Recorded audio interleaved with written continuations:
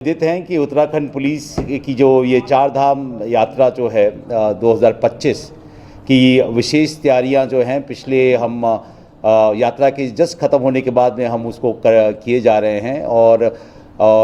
काफ़ी हद तक हर एक लेवल पे प्रशासनिक स्तर पर शासकीय स्तर पर काफ़ी मीटिंग्स हुई हैं। फिर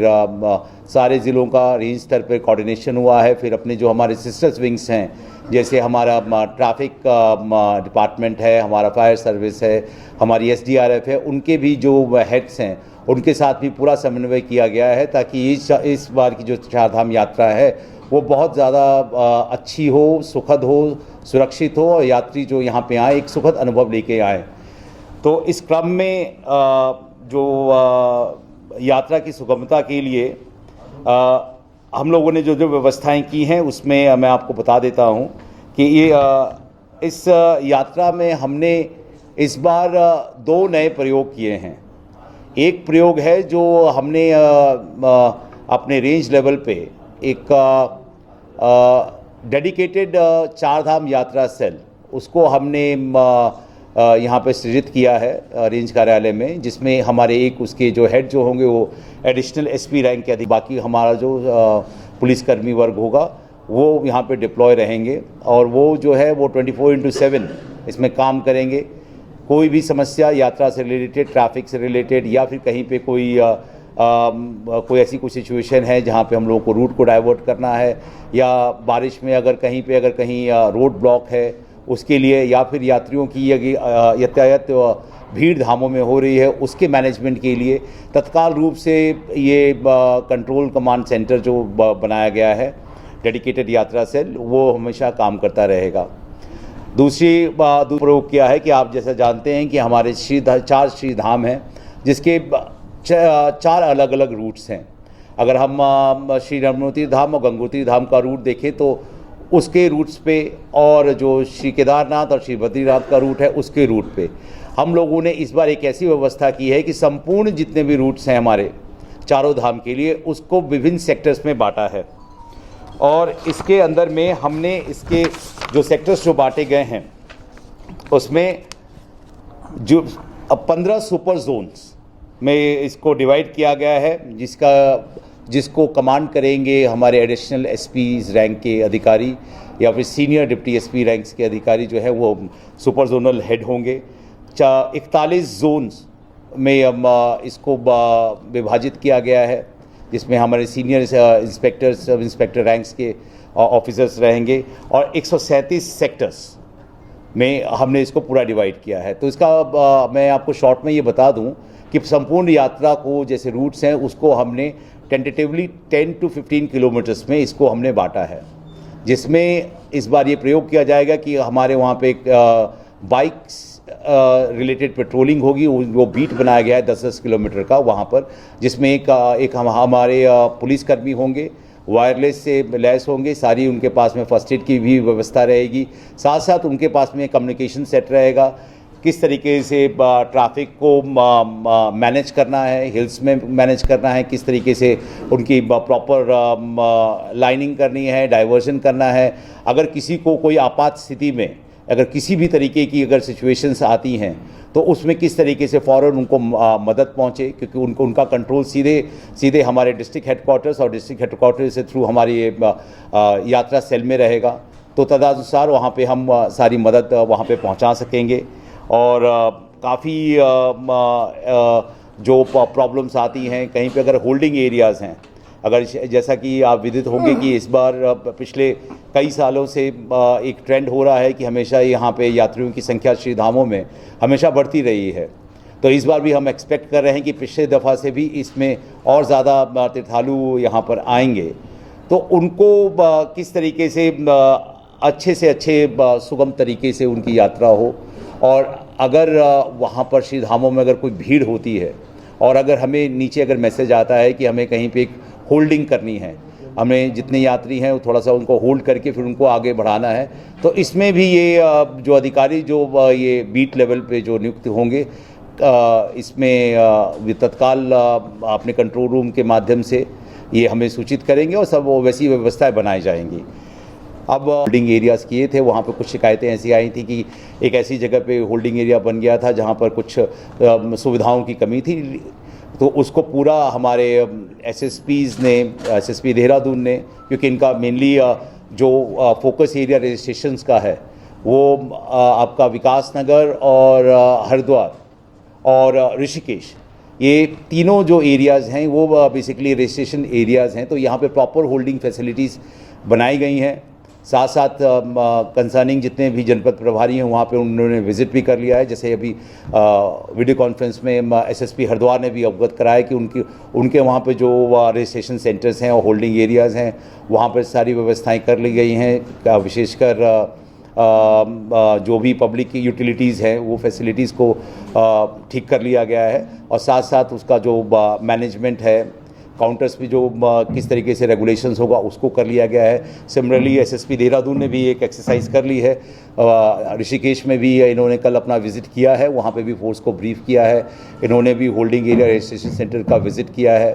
साथ साथ 2 एरियाज़ विकास नगर और हरबटपुर में भी जो होल्डिंग एरियाज़ बनाए गए हैं उनका भी विज़िट हो गया है। एक और इसमें आदेश दिया गया है कि जो हमारे जो एडिशनल एसपीज़ हैं, एसपी ऋषिकेश और एसपी विकास नगर, वो 20 तारीख से वहाँ पे वो कैंप करेंगे और वहाँ पे 24/7 अपना जो फोर्स है उनको कमांड करेंगे, ताकि कोई भी ऐसी कोई स्थिति जो है ना हो जिससे कि यात्रियों को कोई भी प्रॉब्लम हो।